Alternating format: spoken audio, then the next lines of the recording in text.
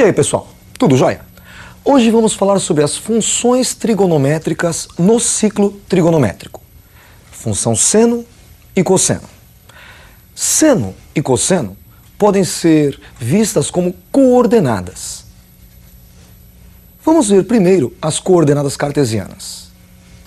Temos, por exemplo, o ponto A, coordenadas 2 e 3. X é igual a 2 e y é igual a 3. Então, o ponto A tem o x igual a 2. O que significa isso? Ele se afasta 2 unidades do eixo y. E o y dele é igual a 3. O que significa? Ele se afasta 3 unidades do eixo x. Um ponto genérico, um ponto B, de coordenadas xb e yb. Então, xb é a projeção do ponto B no eixo x. É a distância do ponto B até o eixo y. E yb é a projeção do ponto B no eixo y. É a distância do ponto B até o eixo x. Vamos agora acrescentar nos eixos uma circunferência de centro na origem e raio unitário. Vejam como fica. Nós temos novamente os eixos x e y e uma circunferência com centro na origem, com centro no ponto 0, 0. Se nós marcarmos um ponto A na circunferência, ele também terá coordenadas xa e ya. Vejam só o ponto B, coordenadas xb e yb. Notem que xa é menor do que xb, porque o ponto A está mais próximo do eixo y do que o ponto B. E ya é maior do que yb. O que significa? O ponto A está mais distante do eixo x do que o ponto B. Esses dois pontos da circunferência representam ângulos no ciclo trigonométrico. Vamos pegar novamente o ponto A e representar como um ângulo. Vejam como fica. Temos o ponto A, que representa, na realidade, o ângulo A. As coordenadas dele no eixo x, xa, e no eixo y, ya. Agora vamos trocar o nome desses dois eixos. O eixo x vai passar a se chamar eixo dos cossenos, cosseno. E o eixo y será o eixo dos senos, eixo seno. Então, a coordenada do ponto A no eixo x é cosseno do ângulo A. E a coordenada do ponto A no eixo y é o seno do ângulo A. Você, vestibulando, tem que ter em mente 3 ângulos muito importantes que já foram vistos. O ângulo de 30, 45 e 60 graus. E depois desses 3 ângulos, vários outros ângulos e as funções seno, cosseno e tangente desses ângulos. Vamos começar com o ângulo de 30 graus. Nós temos, no primeiro quadrante, o ângulo de 30 graus. Projetando para o segundo quadrante, obtemos 150 graus. No terceiro quadrante, 210 graus. E no quarto quadrante, 330 graus. Se nós lembrarmos a tabelinha, o cosseno de 30 graus é igual a raiz de 3 sobre 2. É a projeção no eixo horizontal, no eixo dos cossenos. Notem que 330, quando projetado no eixo horizontal, também encontra a mesma distância, raiz de 3 sobre 2. Concluímos então que o cosseno de 30 e o cosseno de 330 valem raiz de 3 sobre 2. Projetando para a parte negativa, obtemos os ângulos 150 e 210 graus, cujo cosseno é igual a menos raiz de 3 sobre 2. Já o seno de 30, pela tabela que você deve estar lembrado, é igual a meio. Notem que 30 projetado no eixo vertical encontra a altura meio. Do lado esquerdo, o ângulo 150, quando projetado para a direita, para o eixo vertical, também encontra a posição meio. Por isso, 30 e 150 têm o mesmo seno, meio. Pegando a parte negativa, os ângulos 210 e 330, projetados no eixo vertical, encontrarão menos meio como seno.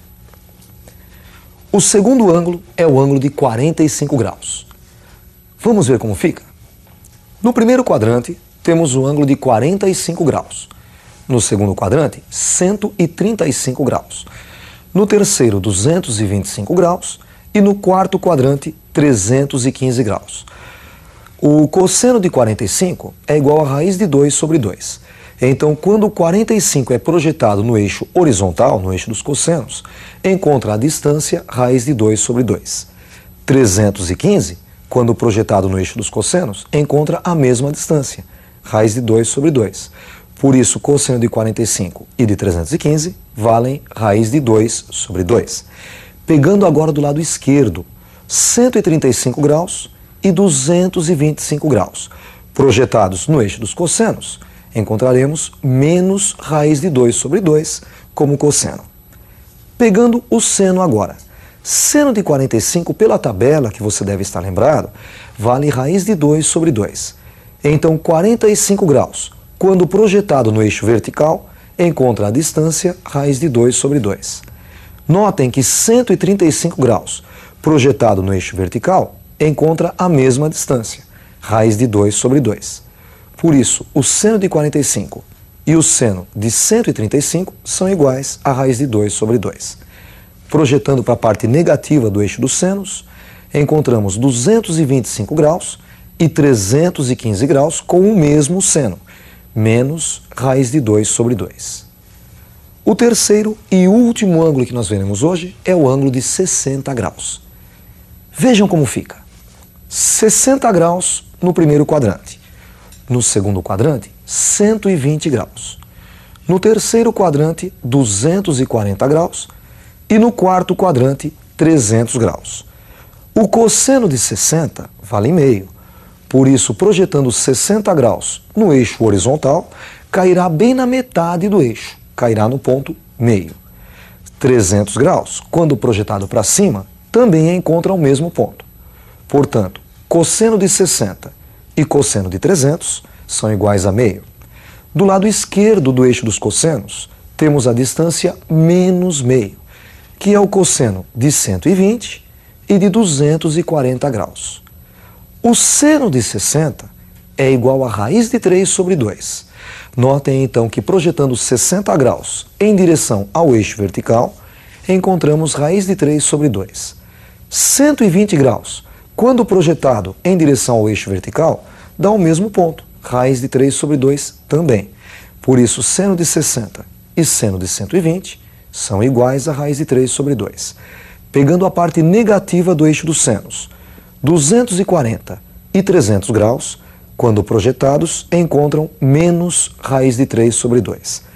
Vale a pena salientar que o maior valor que o seno pode assumir é 1 e o menor valor, menos 1. Da mesma forma, o cosseno, o maior valor que ele pode assumir é 1 e o menor valor, menos 1. Outra parte importante é o gráfico das funções seno e cosseno. Vejamos a representação gráfica. Nós temos a primeira linha, que representa a função seno. Notem que o seno de 0 é igual a 0, o seno de π sobre 2, que seria 90 graus, é igual a 1, π, que é 180, o seno é 0. 3π sobre 2, que seria 270 graus, o seno é igual a menos 1, e 2π, o seno é 0. Nós temos aí o gráfico da função seno. É uma função limitada, ela varia de menos 1 até 1, e é uma função periódica. O que seria função periódica?